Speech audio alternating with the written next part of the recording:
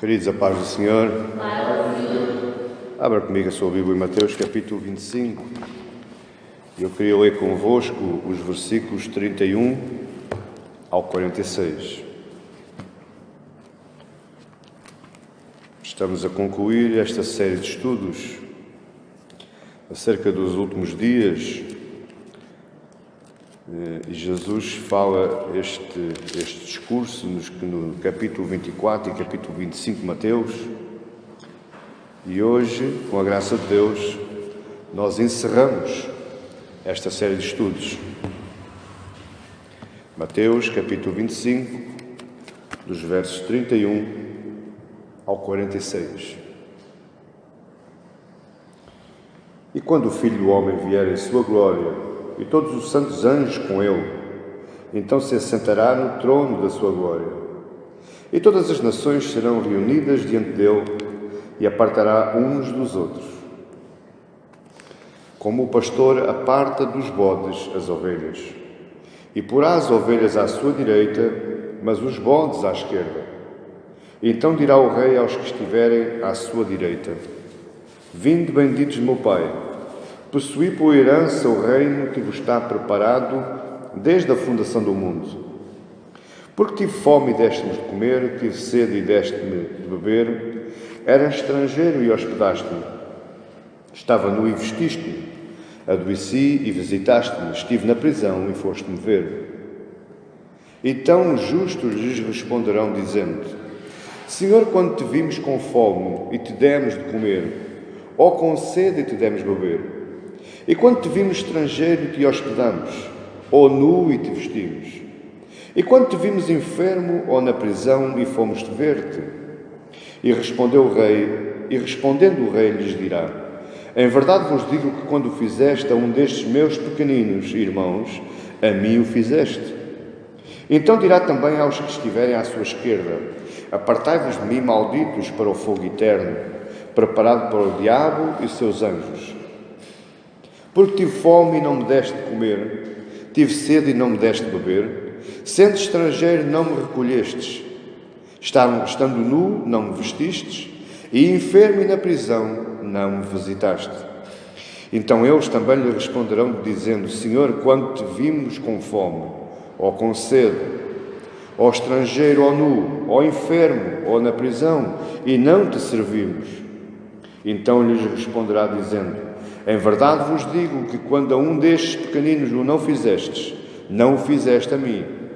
E irão estes para o tormento eterno, mas os justos para a vida eterna. Pai Santo, graças te damos, ó Deus, pela tua palavra que foi agora lida, mas, Senhor, eu te peço, em nome do teu Filho amado Jesus, para que abras o nosso coração, para que esta palavra que vai ser falada através da minha boca, Senhor, sirva de semente, sirva de incentivo, sirva de conhecimento, sirva, Senhor, para suporte e sabedoria, para que a nossa vida seja moldada nesta terra, com uma esperança, Senhor, na vida eterna, na vida que há de vir, na segunda vinda do teu Filho amado. Utiliza-te de mim, ó Deus, que o meditar do meu coração e as palavras da minha boca sejam agradáveis na tua presença, para a tua honra e para a tua glória. Amém. Glória a Deus. Os últimos dias, e eu esta noite, para concluir, eu vou falar do juízo final. Na parte da manhã, na mensagem anterior, nós vimos a parábola dos talentos, nós já falámos acerca das parábolas. E, para título de introdução, eu queria que você percebesse uma coisa. Em todos os sermões de Jesus Cristo sobre o tema do juízo, em todos os sermões, o tema do juízo é o tema mais marcante no discurso de Jesus. E ele começa este discurso escatológico não no capítulo 24, mas no capítulo 23, quando ele dá uma repreensão pública aos sacerdotes e aos levitas, aos fariseus e aos saduceus, e ele conclui o discurso de censura chorando sobre Jerusalém. Aí começa o discurso escatológico de Jesus, capítulos 23, 24 e 25. Ele proclama fortemente o juízo sobre a nação de Israel e sobre o mundo. No capítulo 23 nós vemos que ele amaldiçoa os escribas e os fariseus. Ele censura fortemente, ele condena. E ele condena não com um castigo verbal, ele lá está condenando ao sofrimento eterno, por causa daquilo que os escribas e os fariseus faziam ao restante do povo. Ele chora pela invasão que haveria de vir sobre Jerusalém. Ele diz: ai de ti, Jerusalém, que não recebestes os teus profetas. Ele começa o discurso escatológico para os discípulos, profetizando a destruição do templo de Jerusalém. E isto vai acontecer no ano 70 depois de Cristo. Temos também as parábolas, as 4 parábolas, que surpreendem os negligentes. Estas 4 parábolas, ouvidas por aquele povo naquela época, eles disseram: este homem é louco, ele não sabe o que está falando. Estas parábolas surpreenderam os negligentes. E depois, aqui, agora na sua conclusão, a partir do verso 31, ele vai falar sobre o juízo final. Eu queria que você percebesse uma coisa. O discurso escatológico de Jesus, este tema dos últimos dias, não é para os descrentes. Jesus estava a falar para homens e mulheres crentes. Eu estou a falar hoje para homens e mulheres crentes, porque este tema do juízo final, os descrentes não acreditam. E eles já estão condenados à partida pelos seus atos e pelas suas palavras. Este discurso escatológico serve para a Igreja se preparar para receber o seu Rei, o seu Senhor e o seu Salvador. Jesus alerta privadamente e publicamente que o estilo de vida presente, o modo como você vive a sua vida hoje, ela vai influenciar a vida no porvir. Por outras palavras, você prepara a sua vida eterna aqui. É aqui que você prepara, é aqui que você molda. Porquê? Porque a expectativa daquilo que há de vir, ela muda a nossa postura. E também porque Jesus afirma: o meu Pai fará. Isso é uma certeza. Isso é uma bênção espiritual que nós deveríamos tomar posse e guardá-la como quem guarda um tesouro maravilhoso. Porque nós sabemos que Deus fará. Fará o quê? Ele julgará os povos, Ele separará o trigo do joio, e Ele enviará uns para a vida da felicidade eterna e enviará outros para a vida da tristeza eterna, do sofrimento eterno. Ele fará. Mas você pergunta-me assim agora: o que é o juízo final? O que é isso, pastor, do juízo final? Em primeiro lugar, o juízo final não é uma resolução de desigualdades sociais. Essa é a expectativa comum do mundo. O mundo pensa assim: quando Jesus vier, aqueles que acreditam na segunda vinda, mas que não são cristãos, mas que acreditam que alguma coisa se vai passar daqui a um tempo, eles dizem assim: Deus é tão bom, tão justo, que Ele vai separar os pobrezinhos, Ele vai separar os necessitados, Ele vai separar os doentinhos para acolhê-los, para acarinhá-los. E os outros, Ele de uma forma ou de outra vai castigá-los. Esta é a expectativa comum do mundo. Mas isto não é um juízo final. O juízo final, principalmente, trata das desigualdades religiosas. E isto fala a nossa relação com o Criador. Jesus está falando, e nós vamos ver, que Ele não está falando de pessoas pobrezinhas, de necessitados, de doentinhos. Jesus está falando de homens e mulheres sãos, mentalmente sãos, mas que escolhem caminhos diferentes de Deus. E esses é que serão julgados. Essas desigualdades religiosas, essas quebras da relação com o Criador, essas é que serão julgadas. E Cristo aqui se apresenta como o próprio juiz. Se você ler rapidamente em João capítulo 5, vamos lá rapidamente, a gente já volta aqui novamente. João capítulo 5. Você vai entender aqui verdades, nos versos 22 e 23. Você vai entender aqui verdades, porque a nossa ideia do Jesus, na cruz, ela é totalmente errada. Porque nós vamos aprender nesta última parte do discurso de Cristo que o Jesus da cruz não é o Jesus que há de vir. O Jesus da cruz foi um e o que há de vir vai ser outro. As posturas, a mesma pessoa, mas com posturas diferentes. E ele no verso 22, capítulo 5, verso 22 de João diz: E também o Pai a ninguém julga, mas deu ao Filho todo o juízo, para que todos honrem o Filho como honram o Pai. Quem não honra o Filho, não honra o Pai que o enviou.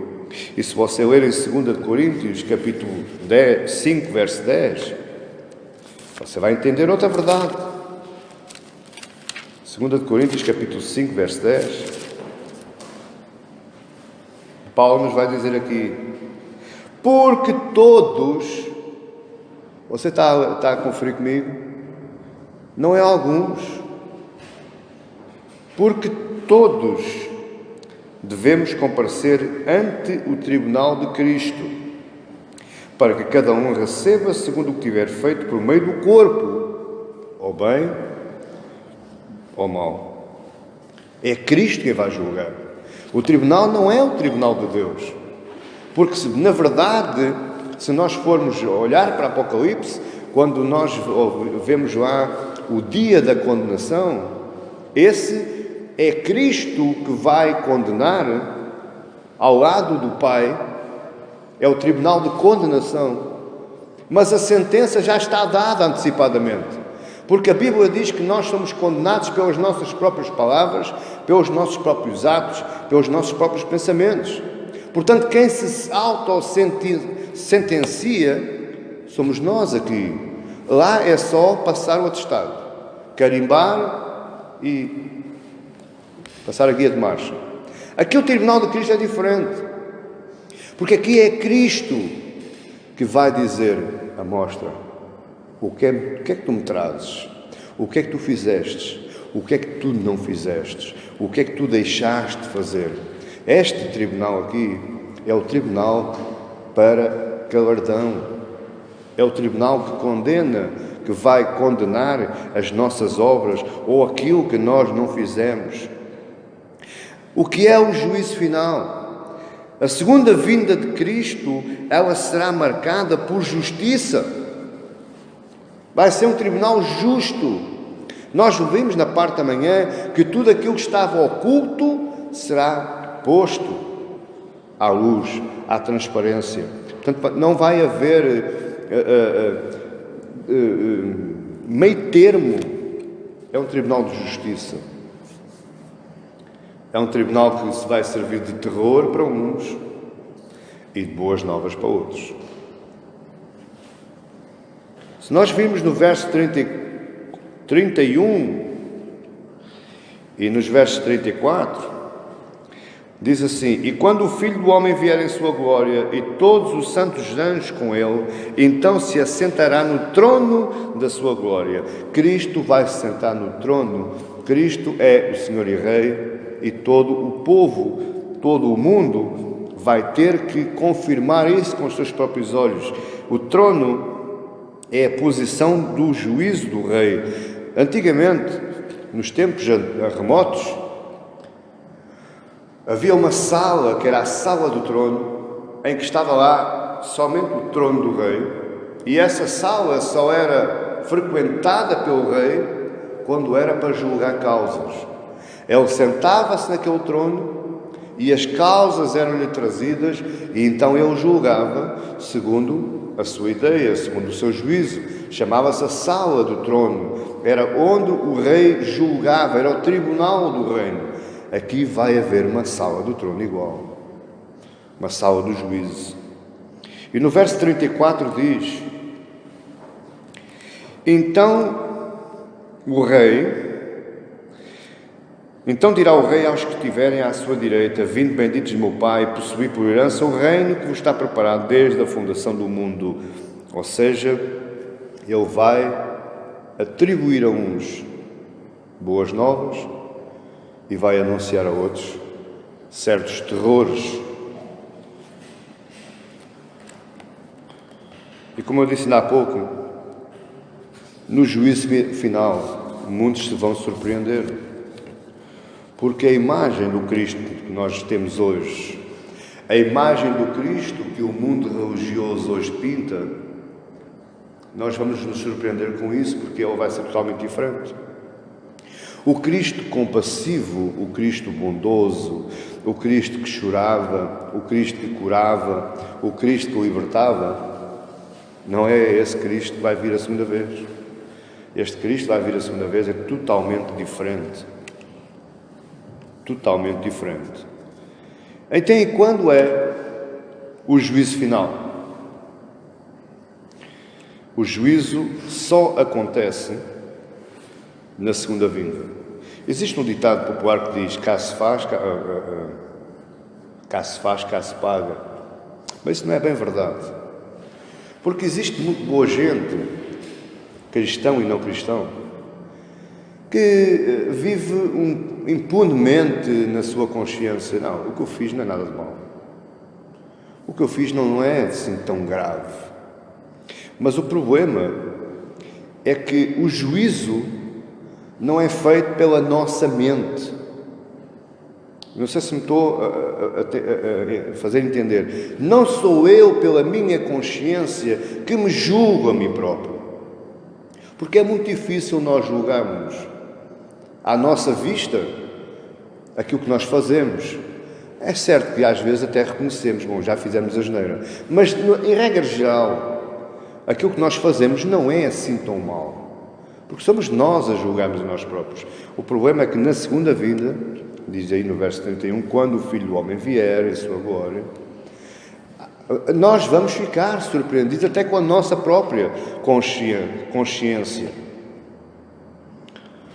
O juízo final, ele vai ser o consumador do destino eterno, tanto de anjos como de homens. Nós temos que perceber uma coisa: o inferno não foi feito para os homens. O inferno foi feito para os anjos caídos, os anjos que originaram a primeira queda, a primeira revolução nos céus, antes ainda que houvesse mundo, antes ainda que houvesse homens, houvesse montanhas e houvesse mares. Logo aí Deus instituiu o inferno. Esse inferno era para o diabo e seus anjos. O problema é que o diabo conseguiu fazer com que o homem caísse. O diabo conseguiu fazer com que o homem adquirisse uma natureza pecaminosa. O diabo conseguiu fazer com que o homem, ao pecar, abrisse a porta ao pecado e com ele entrasse a morte. Logo aí ficámos herdeiros do mesmo destino eterno que está reservado para o diabo e seus anjos. Agora entenda uma coisa: depois do juízo final, porque ele é o consumador do destino eterno, tanto dos homens como dos anjos, só há dois caminhos para o homem: ou a morte, a vida de sofrimento eterno, ou a vida de alegria eterna. Só existem dois caminhos. Não existe limbo, não existe purgatório, não existe o flutuar, não existe a purificação dos pecados, não existe isso. Só existem dois caminhos para o homem: ou o inferno ou o céu. E depois do juízo final, nós nos nossos tribunais na terra, nós temos o benefício do recurso. O juiz declara uma sentença, decreta uma sentença, mas é sempre dada a oportunidade ao sentenciado de submeter a recurso.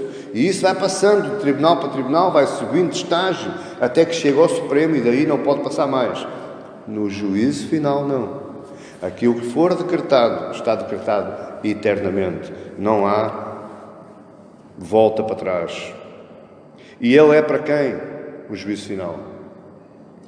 Todos os homens serão alvo do juízo. Pastor, mas eu sou cristão. Vai ser alvo do juízo.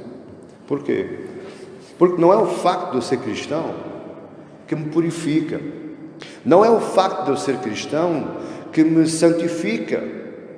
Porque embora eu seja um cristão, embora eu seja um cristão piedoso, embora eu seja um cristão em fase de santificação, a minha natureza continua pecaminosa. Os meus pensamentos continuam a trair-me. Os meus olhos continuam a trair-me. A minha boca continua falando. E os meus atos continuam sendo praticados. Amém? Portanto, o juízo é para todos os homens. E está aí no verso 32, confirma comigo. E todas as nações serão reunidas diante dele. Apartará uns dos outros, como o pastor aparta dos bodes as ovelhas. E se formos lá ver, novamente, a 2 Coríntios 5,10, ele diz que todos vão comparecer perante o tribunal de Cristo. Parece que Mateus 24,14, que diz: e este Evangelho do Reino será pregado em todo o mundo, em testemunho a todas as gentes, e então virá o fim. Aqui existe um erro, mas não um erro bíblico. Existe um erro interpretativo. Porque muitos pensam assim, desta forma. Bom, mas quando Jesus vier, é sinal que o Evangelho já foi pregado em toda a criatura. Mas e aqueles que estão lá nas selvas? E aqueles que já morreram? A palavra de Deus nos ensina que todo homem,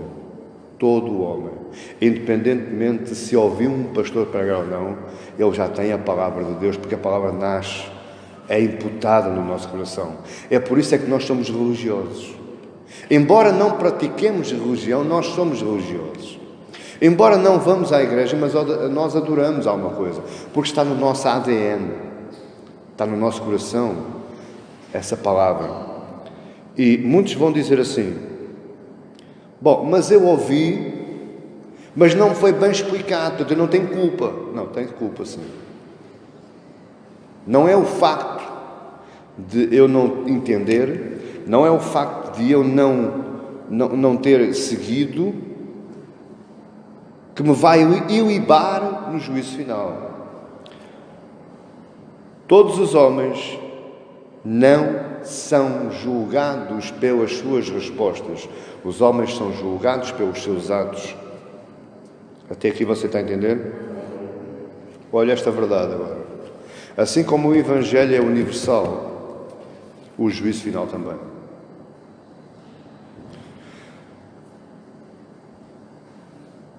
A zona ocidental do planeta está mais evangelizada que a zona oriental. Você está a entender? O que é que você entende isto? A zona ocidental não vai ser mais sujeita a juízo do que a zona oriental. Porque o Evangelho é universal, o Evangelho é para todas as nações, como diz aí, e o juízo final também é universal, é para todas as nações. Todos os homens comparecerão ante o tribunal de Cristo, sejam eles da parte oriental, sejam eles da parte ocidental, sejam eles da China, sejam eles da América, sejam eles da Europa. Todos os homens vão comparecer, inclusivamente até aqueles que já morreram. Amém? Eu não quero entrar muito nisso agora, porque não é a base do nosso sermão, mas até os que já morreram há milhares de anos, até esses vão comparecer perante o tribunal de Cristo. E qual é o porquê? Qual é a razão do juízo final? Qual é a base? Qual é o motivo? Em primeiro lugar, o motivo do juízo final é encaminhar os que estiverem vivos na altura que Jesus vier. Porque nós sabemos que o Hebreus diz: e a todo homem é concedido viver uma só vez e depois disso o juízo, sim ou não? Todos aqueles que já morreram, eu não vou pronunciar porque eu não sei. E eu tenho que ter a humildade suficiente para dizer que eu não sei aquilo que eu não sei. De uma forma ou de outra, no meu entendimento, eu entendo assim: a pessoa morre e é encaminhada à presença de Cristo e é julgada. É assim que eu entendo. Se é assim ou não, não sei, não tenho a certeza, mas é assim que eu entendo. A pessoa morre e é encaminhada e vai para um lugar que é chamado o Hades, onde é a espera até ao juízo final. Então, o juízo final vai servir para encaminhar aqueles que estiverem vivos na época, na altura, no dia da segunda vinda de Jesus. Ele vai julgar e vai logo encaminhar uns para um lado e outros para o outro. Você está a entender? Em segundo, é resolver a situação dos mortos.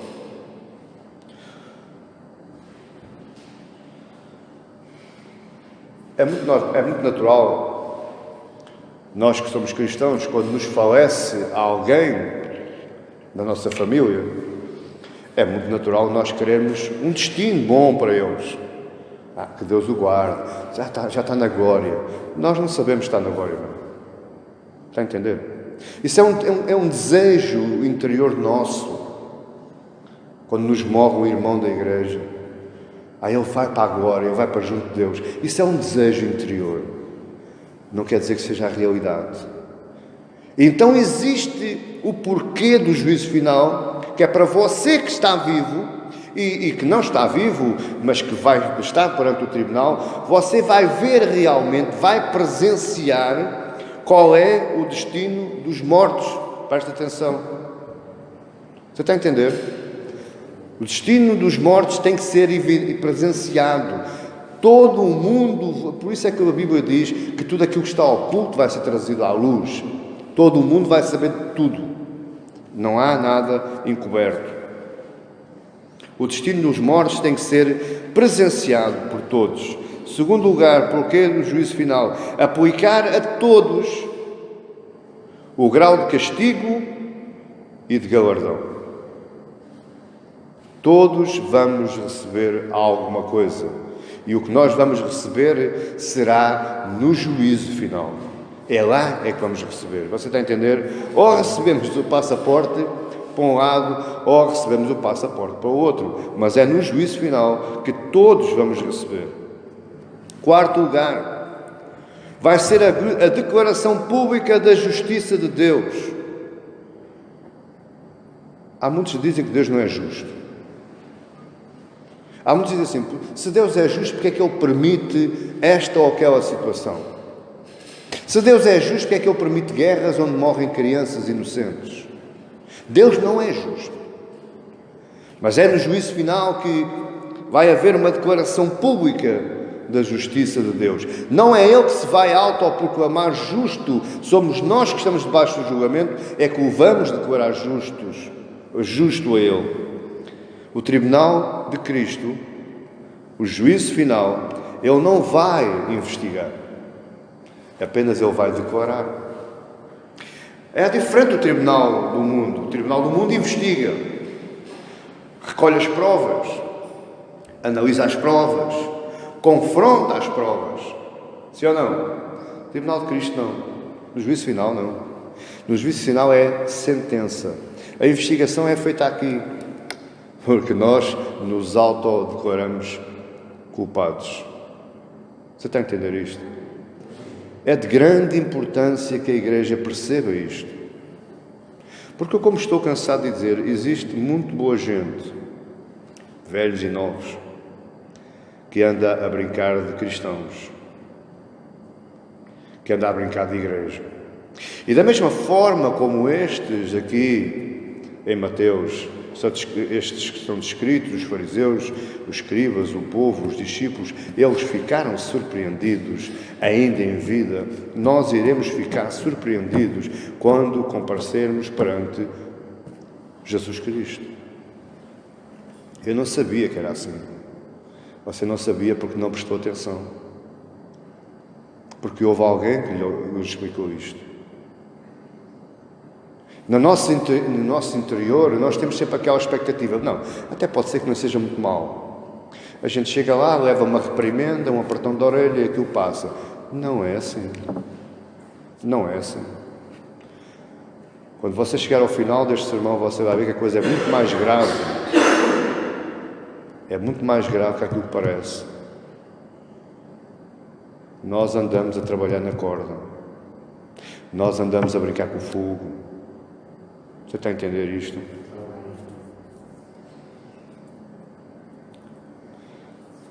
À luz dos homens, Deus não é tão justo como se diz ser. Mas no juízo, a justiça de Deus vai ser evidenciada a todos. Até mesmo aquilo que você nem sequer se lembra, ele vai ser trazido à tona. Até mesmo aquilo que você fez, ou disse, ou pensou, que nem sequer deu importância nenhuma. Mas repara, é essas coisas que você não dá importância que fere os outros. Aquelas coisas que não têm importância nenhuma para si, possivelmente você está a influenciar outras vidas e não está a dar importância nenhuma. E são essas coisas que vão ser julgadas. Mas como é que Deus vai julgar então? Qual vai ser o critério que Ele vai usar? E o critério está aqui. Jesus deu o critério. Jesus explicou, palavra por palavra, ponto por ponto, vírgula por vírgula, como é que Ele vai julgar. Jesus explicou qual é o critério que Ele vai utilizar. E eu digo a vós, igreja, quem tem ouvidos ouça o que o Espírito está dizendo às igrejas. Porque não se surpreenda, porque está tudo explicado aqui. O critério todo. Então, se nós lermos aqui, nós vamos tirar aqui algumas conclusões e fazer aqui algumas perguntas. No verso 35 diz assim: porque tive fome e deste-me comer, tive sede e deste-me beber, era estrangeiro e hospedaste-me, estava nu e vestiste-me, adoeci e visitaste-me, estive na prisão e foste-me ver. Isto parece que aponta para algumas obras de caridade, sim ou não? Isto parece que se eu alimentar o pobrezinho, visitar o homem que está na prisão, visitar o homem que está no hospital, parece que eu vou passar impune ao tribunal de Cristo. Sim ou não? Não. Não. Aí no verso 41 diz: então dirá também aos que estiverem à esquerda: apartai-vos de mim, malditos, para o fogo eterno preparado para o diabo e os seus anjos. Porque tive fome e não me deste comer, tive sede e não me deste beber, sendo estrangeiro não me recolheste, estando nu não me vestiste, e enfermo e na prisão não me visitastes. E eles ficaram surpreendidos. Porquê? Porque a palavra não fala de pobreza ou necessidade na sua forma literal. Ele não fala de desigualdade social. O que Jesus estava aqui a dizer, tive fome, tive sede, tive nu, não quer dizer que estivesse a falar de pobrezinhos. Pastor, então eu não faço caridade. Faz e deve fazer. Porque a Bíblia diz: olha para o órfão, olha para a viúva, cuida deles. Mas não é isso que o vai libar no juízo final. Não pesa. Há muito mais por trás. Então, será que Jesus estava aqui falando de santificação? Será que Jesus estava aqui dizendo: quanto mais santo eu ficar, mais chance eu tenho? Pode ser. Porque Deus nos julga segundo as nossas obras. Não é as obras que nos salvam, mas são as obras que nos santificam. Você está a entender isto? Compreenda a diferença. Não é porque você faz muito bem, muita caridade, que vai ser salvo. Isso não interessa para a sua salvação, porque a salvação não vem por obras, é por graça de Deus, é dom de Deus. Mas a santificação, essa já é por obras. Por isso é que Tiago diz: tens fé, então mostra-me a tua fé pelas tuas obras. Porque santificação sem obras não é santificação. A pessoa que vive ao seu lado, a pessoa que dorme na sua cama, a pessoa que come à sua mesa, a pessoa que trabalha ao seu lado, ela tem que ver pelo seu modo, pelo seu comportamento, que você está sendo uma pessoa diferente. Você está ficando mais santo. Portanto, santificação é pelas obras. E Deus julga as nossas obras. E eu estou aqui a falar de obras. Jesus está a falar de obras, sabia? Curioso, não é? É por isso que muita gente vai ficar surpreendida. Muitos pastores que andam aí pregando a teologia da prosperidade, eles têm um grande rol de explicações a dar, sabe? Essa teologia da libertação, o evangelho virado para os pobrezinhos, cuidado. Isso é um passo em falso. Isso é você caminhar em cima de um lago de gelo. Há um dia que você vai e a película de gelo quebra e você mergulha. É um perigo. A nossa fé, ninguém pode dizer que tem fé se não tiver obras de fé. Obras comportamentais, obras de falar, obras de estar, obras de conviver, obras de congregar. A fé é demonstrada através das nossas obras. Será que Jesus estava aqui falando da minha e da sua relação com outros cristãos? Será que o que Jesus está aqui falando é referente à minha relação com o meu próximo? Claro. Principalmente, a base do discurso dele é esse. A nossa cooperação, olhe bem o que eu lhe vou dizer, a nossa cooperação com os que proclamam o Evangelho do Reino é crucial. Há muitos que deturpam aquele versículo, não toquem no ungido de Deus, mas o que eles dizem não é o que a palavra de Deus quer dizer. Mas uma coisa é certa, aquilo que Jesus está aqui falando, é que se você desonrar aquele que prega o Evangelho, se você desonrar aquele que trabalha para a construção do reino, aquele que participa na construção do reino, é a mesma coisa que estar a desonrar ao próprio Cristo.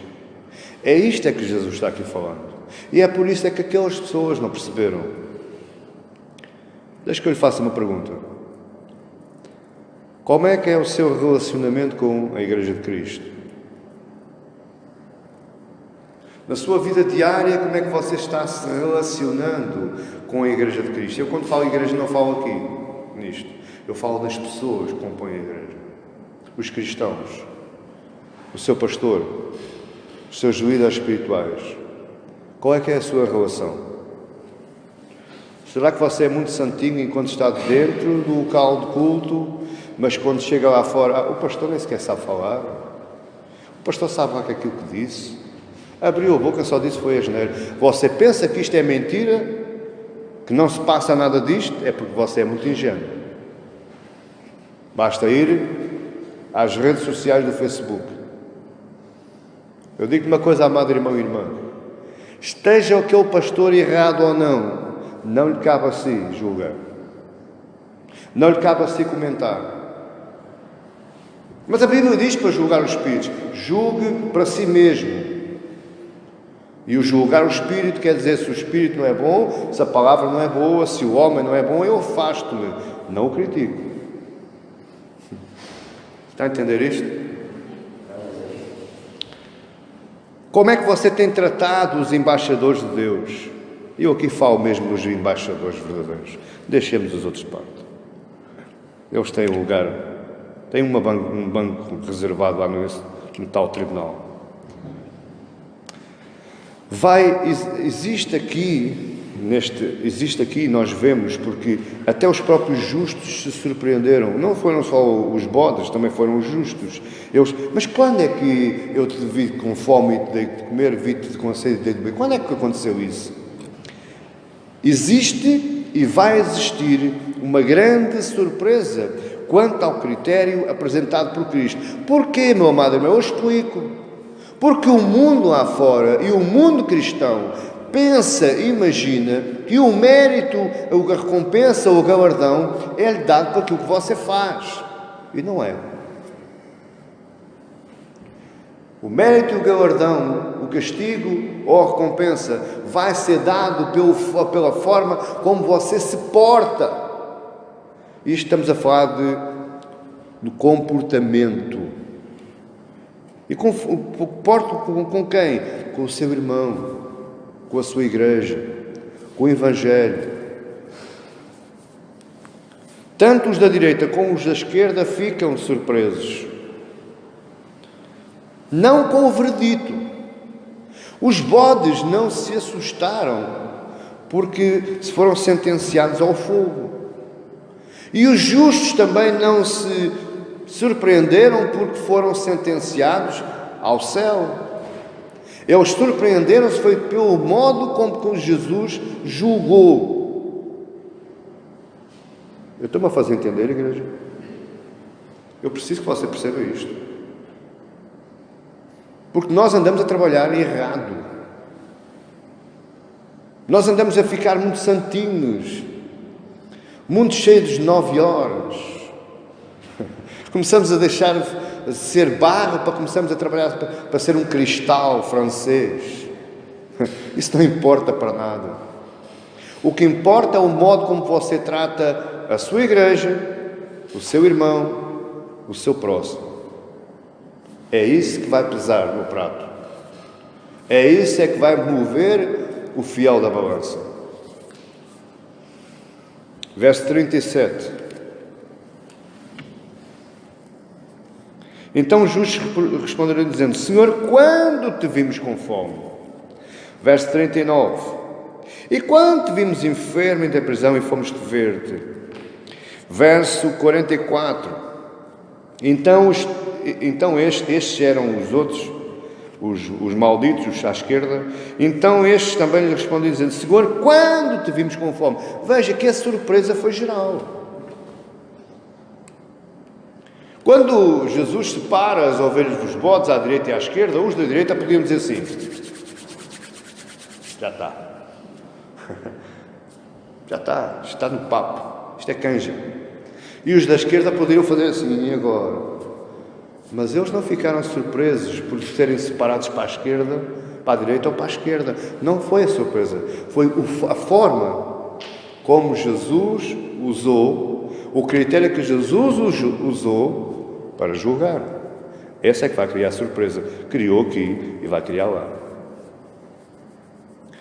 Nenhum deles, nem os da direita, nem os da esquerda, eles não se veem como tendo cuidado ou desonrado a Cristo. Abra comigo Atos 9. Para você perceber o que é que eu estou falando. Atos 9.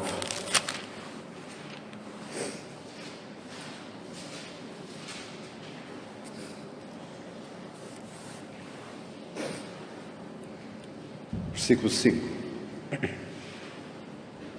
Atos 9, verso 5. E ele disse: Quem és, Senhor? E disse o Senhor: Eu sou Jesus, a quem tu persegues. Duro é para ti recalcitrar contra os agulhões. Olhe para mim, o contexto desta passagem dá-se numa estrada para Damasco. E quem ia nessa estrada era um homem chamado Saulo de Tarso, que levava consigo papéis credenciais para ir a Damasco prender cristãos. Ele estava a perseguir quem? Cristãos, homens e mulheres. Ele estava a perseguir homens e mulheres. Nesta estrada ele tem um encontro com Jesus. Jesus o lança por terra, cega-o com a luz da sua glória, e no verso 4 diz assim: E caindo em terra, ouviu uma voz que lhe dizia: Saulo, Saulo, porque me persegues? Saulo estava a perseguir Jesus? Não. Jesus já não estava cá, já tinha subido aos céus. Saulo estava a perseguir quem? Cristãos, homens e mulheres. Mas Jesus diz: Saulo, Saulo, porque me persegues. E isto faz-nos entender que lá no juízo vai ser julgado quem persegue os crentes, está perseguindo a Cristo. Deu para entender isto? Quando você persegue um irmão seu, quando você diz mal do irmão seu, quando você dá falso testemunho do irmão seu, quando você critica um irmão seu, quando você humilha, rebaixa, despreza um irmão seu, não é o irmão que você está a fazer isto tudo, é Cristo. É Ele diretamente. Deu para perceber agora? Esse é o critério de julgamento.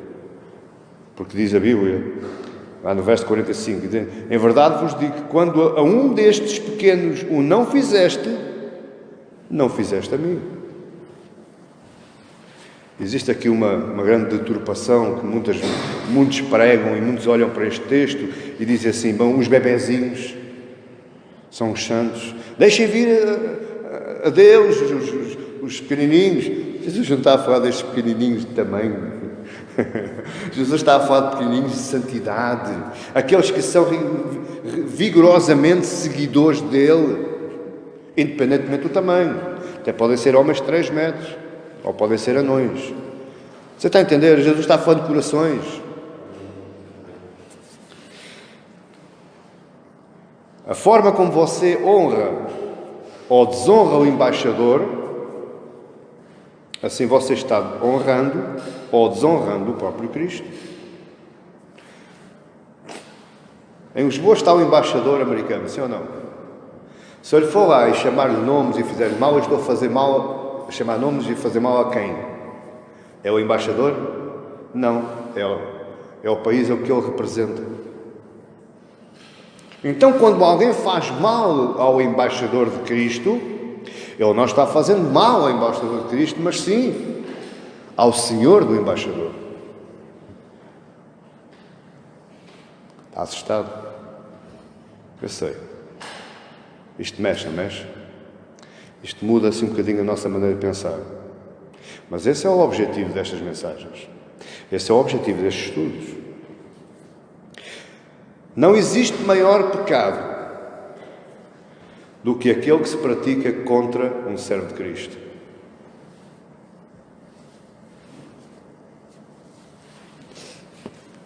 Pensava que era o não matar, não adulterar, cobiçar. Pensava que não. Olha, esses, Deus perdoa. Mas quando alguém maltrata um servo de Cristo, está a entristecer quem? O Espírito Santo. E esse não há perdão. Cuidado, meu amado. Cuidado com o que você anda fazendo, cuidado com o que você anda dizendo, cuidado como é que você se porta perante o seu próximo. Isto envolve muito mais que aquilo que nós pensamos. Existe um castigo muito mais severo para aqueles que praticam os pecados de omissão. Parece que não é nada. Na nossa cabeça pensa assim: pecado de omissão, pastor. Então, mas eu nem influenciei, eu deixei andar. Eu nem quis meter lenha na fogueira. Pois é, mas você praticou um pecado de omissão, porque você devia ter insurgido em defesa do Evangelho. E você deixou andar. Você omitiu. Você viu um irmão seu ser criticado e você não disse nada para o defender. Você omitiu. Você viu o seu pastor ser injuriado e você não se levantou para o defender. Você omitiu. Esse pecado de omissão recebe um castigo muito mais severo. E isso é uma surpresa para nós, os crentes. Pensei eu que ao ficar calado que ela fazia bem. Pensou muito mal. Você está a entender? Presta atenção. E depois não vá dizer lá a Deus: o meu pastor não me ensinou. Não diga isso. Você não vai ter a oportunidade de dizer nada. Cristo não poupa os inativos Cristo não poupa os temerosos, Cristo não poupa os acomodados, ainda que sejam religiosos. Pastor, mas há 30 anos estou tão sossegadinho na minha cadeirinha, que a cadeira já tem o meu nome, tem a minha marca e tudo. Cristo não poupa nem esses. Cristo vai chamar à razão de todos, de uma forma ou de outra. Todos estamos em pecado, de uma forma ou de outra todos falhamos. E este texto, meus amados irmãos, do 31 ao 46, ele está falando diretamente contigo. Porque este texto está falando com crentes. Jesus está falando para crentes. Jesus está falando para pessoas religiosas. Eu estou falando para crentes. Amém, igreja?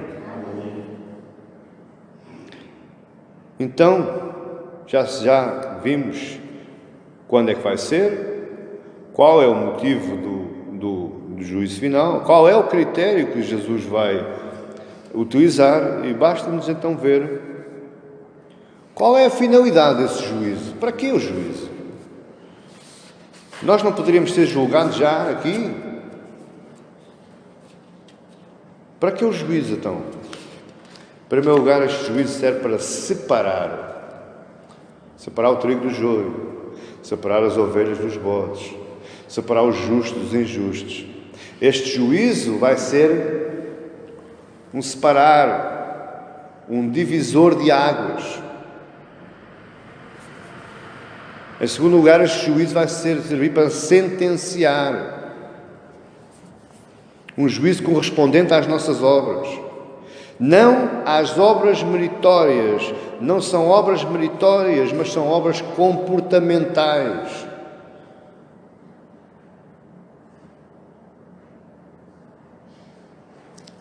A razão do juízo é o nosso comportamento. É a maneira como nós nos portamos. Você está a entender isto? Nada mais.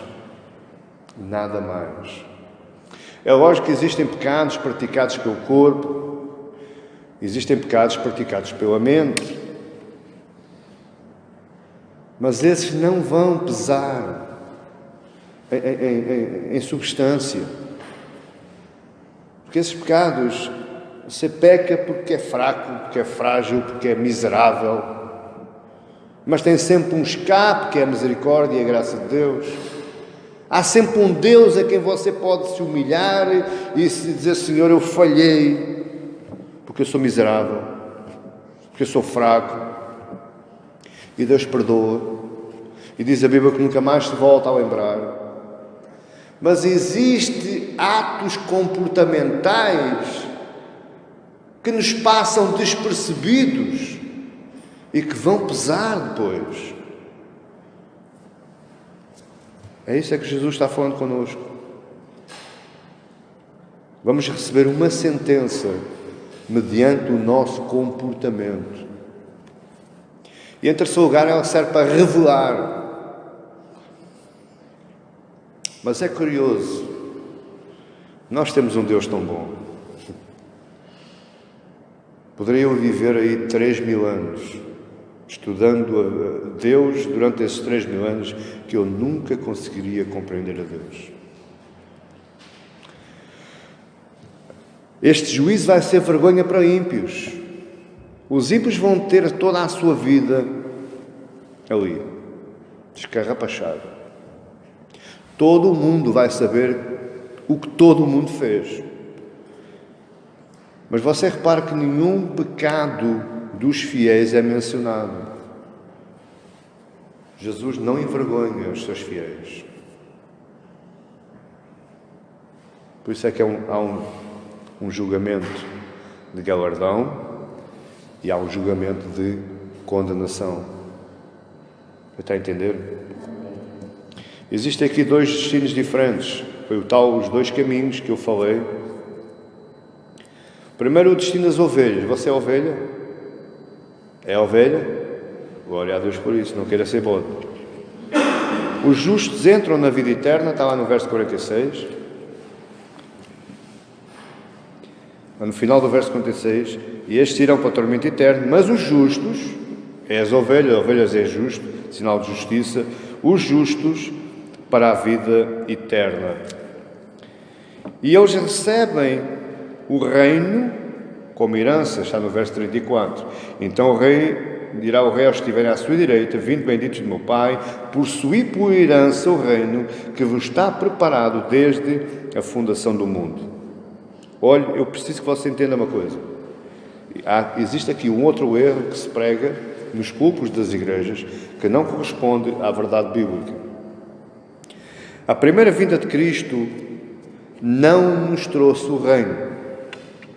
Já, mas ainda não. O reino de Deus chegou, mas ainda não. Você está a entender? Ou seja, a eternidade prometida ao justo, eu disse da parte da manhã que você pode viver a eternidade aqui, mas é em termos de perspectiva, em termos de preparação. A maneira como você vive o seu presente, ela vai influenciar o porvir. A maneira como você vive aqui vai influenciar a maneira como você vai viver na eternidade. Está a entender? Mas você ainda não vive a eternidade. Você ainda não é eterno. Você precisa de ir à presença do Rei e ser sentenciado, ser galardoado com essa bênção, a bênção da eternidade. A primeira vinda de Cristo não nos trouxe o reino para a terra, mas Ele trouxe-nos a certeza, a paz e o equilíbrio para acreditarmos na vida eterna.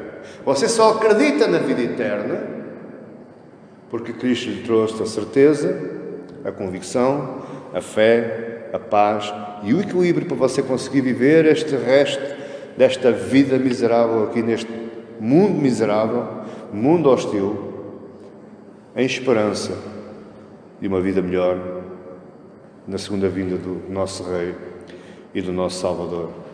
Você entendeu isto? Portanto, o reino não chegou ainda. Ele já veio, mas ainda não. Em segundo lugar, eu preciso que você perceba outra verdade que se fala aí nos púlpitos que não corresponde à verdade bíblica. Que é: nós não construímos nem concretizamos o reino na era presente. Porquê, pastor? Porque quem constrói o reino, quem concretiza o reino, é o Rei. Diz a Bíblia novamente aí, no verso 34. Vinde benditos meu Pai, possuí por herança o reino que vos está preparado desde a fundação do mundo. Quem é que fundou o mundo? Foi o povo? Então, o reino que está preparado desde a fundação do mundo, ele nos vai ser dado por herança lá. Mas você começa a viver aqui uma vida de perspectiva, de expectativa, de esperança. Ou seja, eu começo a viver aqui a minha vida eterna. Não nesta terra, não isento de problemas, mas o meu olhar, a minha visão está lá. Então esse eu consigo viver mais feliz. Por isso é que Paulo dizia: eu vivo em cadeias, mas vivo feliz. Paulo era louco. Paulo era doido, meus irmãos. Quando ele diz que agora que eu estou fraco, então eu sou forte, era doido aquele homem? Não. O que ele estava era vivendo todo o sofrimento, toda a perseguição, trabalhando para o reino, honrando o rei, mas o seu olhar estava lá. Para mim, o viver é Cristo e morrer é lucro. Precisamos de viver assim.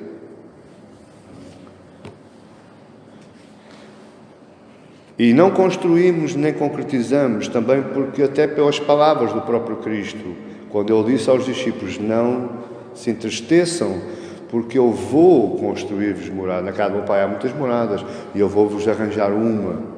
Portanto, é Ele quem constrói a vida eterna. E este é o destino das ovelhas. Este é o destino dos justos. E a minha oração é que seja o nosso destino.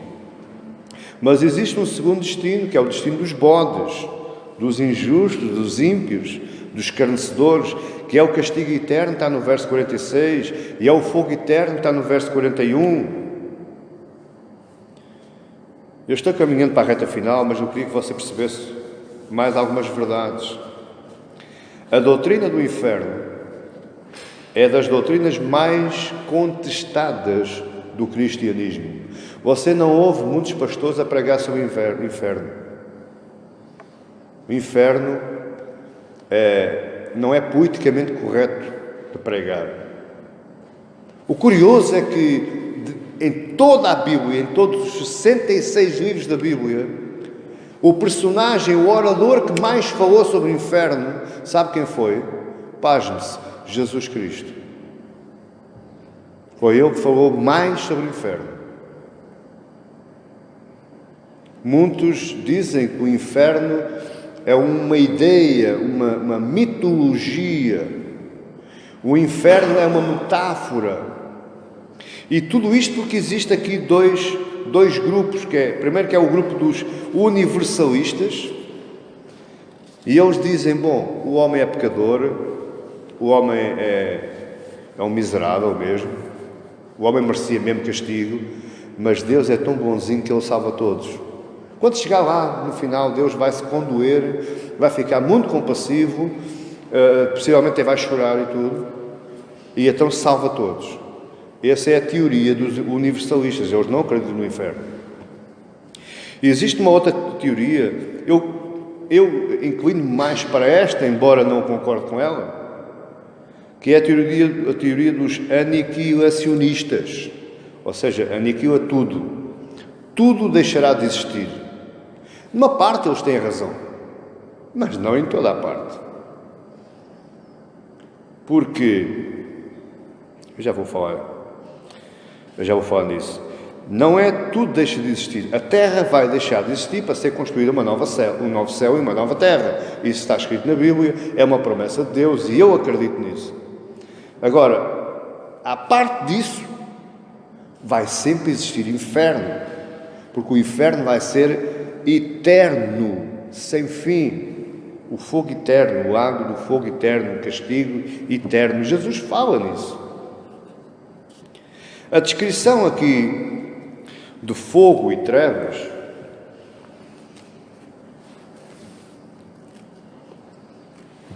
aqui no verso 41, fogo eterno, e depois lá mais à frente eu vou falar de trevas, ela pode ser uma metáfora. Eu não sei se vai ser mesmo um fogo, porque existe uma contradição entre fogo e trevas. Se há fogo, não pode haver trevas. Mas Jesus diz o fogo eterno e as trevas exteriores. Portanto, poderá ser uma metáfora.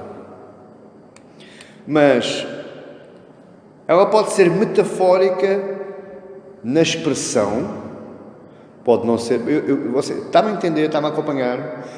A expressão pode ser metafórica na expressão, na figura utilizada, mas ela não é metáfora no tempo. Porque ele, em todas as expressões, ele fala em eterno, fogo eterno, castigo eterno, trevas eternas. Portanto, o tempo não é metáfora. O tempo é certo, é um tempo eterno, sem fim. E isto dá-me um senso, dá-me uma conotação de tormento eterno. Em Apocalipse 20, vá comigo lá, rapidamente aí. Últimas páginas da Bíblia. Apocalipse 20, versos 14 e 15 diz assim: E a morte e o inferno foram lançados no lago do fogo, e esta é a segunda morte. E aquele que não foi achado escrito no livro da vida foi lançado no lago do fogo. Portanto, dá-nos um sentido. Veja que Jesus diz: a morte e o inferno foram lançados no lago de fogo. Portanto, dá uma conotação de sofrimento eterno. E como eu disse há pouco, não se espante, porque foi Jesus que mais falou de inferno. E este inferno, este lugar de trevas, este lugar de sofrimento, fala de separação e castigo.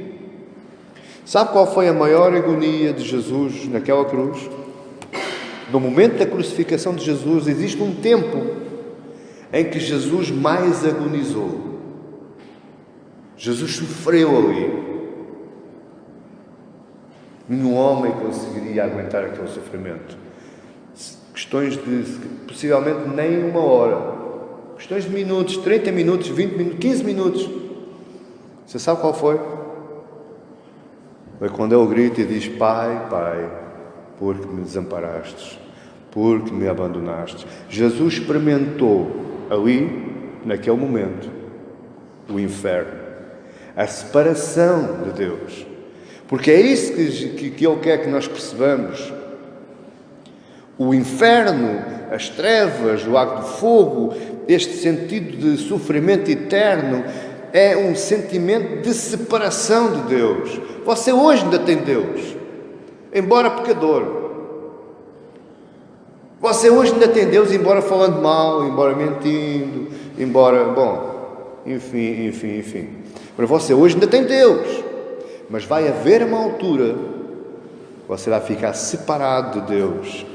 E esta morte aqui que Jesus fala,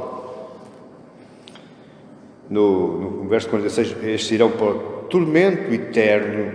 Morte não quer dizer que deixem de existir, não tem sentido de inexistência. Quem vai ser sentenciado ao castigo eterno não deixa de existir. Não existe mais morte. O homem só experimenta uma vez a morte. Você está a entender? Uma vez. A partir daí é o juízo. E depois tem vida, a felicidade eterna, ou o tormento eterno, que é aquilo que Jesus está dizendo. Irão estes para o tormento eterno, verso 46, mas os justos para a vida eterna. Ele fala aqui em duas eternidades, uma em baixo e outra em cima. Você está a entender isto? Não deixam de existir. Bom, eu vou ser sentenciado, sou um pecador, eu vou para o castigo, mas depois morro, durmo. Não dormo nada. Mentira. Basta você só ver a parábola do rico e do Lázaro, você vai ver que não vai dormir. E você vai estar muito atento. Você não. Eu oro a Deus para que não. Mas aqueles que vão lá estar, eles vão estar muito atentos àquilo que se está passando. Na conclusão deste estudo, e eu quero encerrar este estudo da mesma forma como eu comecei. Este estudo não serviu, esta série de 9 estudos, ele não serviu para aguçar a nossa curiosidade. Ele não serviu para responder às nossas curiosidades. Como é que vai ser? E como é que será? E quantos terremotos? E quantos... Não, este estudo não serve para isso. Este estudo serve para nos colocar de alerta, em preparação. Este estudo, basicamente, serve para deixarmos de andar a brincando. Começarmos a levar mais isto a sério. Porque há de haver um dia, meus amados irmãos, que a coisa vai apertar. A coisa vai doer. E depois não há volta a dar. Não vale a pena, porque você nem sequer vai ter a oportunidade. Não vale a pena. Ai, oh Deus, desculpa lá, mas eu não sabia. E eu andei assim um bocado. Foi os problemas da minha vida, foi a minha mulher, foi o meu filho. Esqueça. Esqueça, não há hipótese, não há argumento. O tempo da argumentação é agora. E este estudo serve para nos deixar ficar, para nos preparar, para ficarmos alertas, vigilantes, para investirmos a nossa vida e o nosso tempo no serviço do Reino. Essa é a importância deste estudo. E não como muitos estudos de escatologia que vão ao ínfimo pormenor, aquelas coisinhas mais pequenininhas que passam despercebidas ao olho humano para tentar explicar um mistério. Este estudo não serve para explicar mistérios. Este estudo serve para nos preparar. Este estudo serve também para recebermos conhecimento suficiente para moldar a nossa postura hoje. Termos conhecimento suficiente para moldar a nossa vida hoje. Você hoje está mais bem preparado para viver do que estava ontem. Você está a entender? Mas este conhecimento que você recebeu, ele precisa ser processado. Ele precisa ser absorvido. E só sendo processado e absorvido é que ele vai gerar uma mudança de vida. Porque se você ouviu este sermão e não ligou nenhuma, isso não vai influenciar a sua vida. Se você ouviu esta série de estudos, está gravado na internet, no YouTube, estão lá os 9 vídeos, pode começar de novo, mas você acaba o 9º estudo, mas não o interiorizou, não puxou para dentro de si, também não vai gerar mudança de vida. Foi mais um estudo que você ouviu, foi mais uma aprendizagem, mais conhecimento cultural, mental. O saber, meus amados irmãos, ele precisa ser vivido e ser amado. Amém? Existem homens e mulheres que vivem especialmente só para estudar. Estudam para saber. Mas eu pergunto, de tudo aquilo que eles absorveram, o que é que lhes aproveita? O que é que isso muda as suas vidas? Vale mais você aprender pouco, mas ser absorvido, e você amar aquilo que você aprendeu, do que você ser uma enciclopédia na sua cabeça. E isso não lhe aproveita nada. Isso não muda o seu modo de estar na vida. Isso não muda o seu modo comportamental. Isso não muda o seu modo de tratamento um com o outro.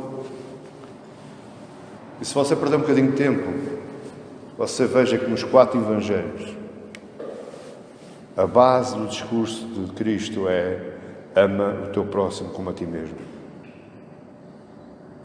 Ele dá ênfase à parte comportamental. Ele vai do sermão da montanha: não escandalize o teu irmão, não fales mal do teu irmão, perdoa o teu irmão. Ele vai por aí fora nas parábolas, o bom samaritano. Ele vai às terras onde os outros não querem. Ele come com quem os outros desprezam. Tudo para mostrar que a parte comportamental é a parte mais importante. A igreja, meus amados irmãos, ela não foi instituída para curar doenças. Isso está ali nos hospitais. A igreja não foi instituída para curar problemas psíquicos. Está o hospital. A igreja foi constituída para curar comportamentos, caráteres, mudança de pessoas, mentalidade. Você está a entender? Será que há curas dentro da igreja? Eu acredito. Será que há milagres num culto a Deus? Eu acredito. Mas não é a base. A ênfase não é essa. A ênfase é mudar a nossa maneira de pensar, a nossa maneira de estar, a nossa maneira de viver e conviver com os outros. Por isso é que é muito importante congregar. O congregar, ele muda o nosso comportamento. Já pensou nisso? Eu saber que, por exemplo, o João tem um problema maior que o meu, ele muda o meu comportamento. Eu deixo de ser egoísta. Eu começo a orar por ele. Eu começo a deixar de investir tempo em mim e investir tempo nele. Isso é mudança comportamental. Essa é que é a obra da igreja. E eu pergunto, quando é que os líderes, quando é que os pastores, quando é que os pregadores acordam para esta verdade? Quando é que o povo deixa de vir ao culto só para viver coisas sobrenaturais? Cadeiras a balançar. Porque muitas vezes o povo é o culpado. O povo não quer mudança comportamental. O povo quer experiências sobrenaturais. Amém? Fica de pé. Querido Pai, maravilhoso Tu és, Senhor. E maravilhoso é estar na Tua presença, a ouvir a Tua palavra, a ouvir o Teu ensinamento. Maravilhoso, Senhor, é imerecidamente ser utilizado por Ti e poder transmitir a estes meus irmãos esta tão grande verdade, falada pelo próprio Senhor Jesus, acerca da vida que há de vir, acerca da forma como a Igreja se deve portar, acerca das mudanças de vida que devemos instituir nas nossas vidas. Abençoa-nos, Senhor. Continua-nos abençoando. E eu elevo a Ti, Senhor, toda a honra e toda a glória ao Teu nome, porque só Tu és digno. Amém. Glória a Deus.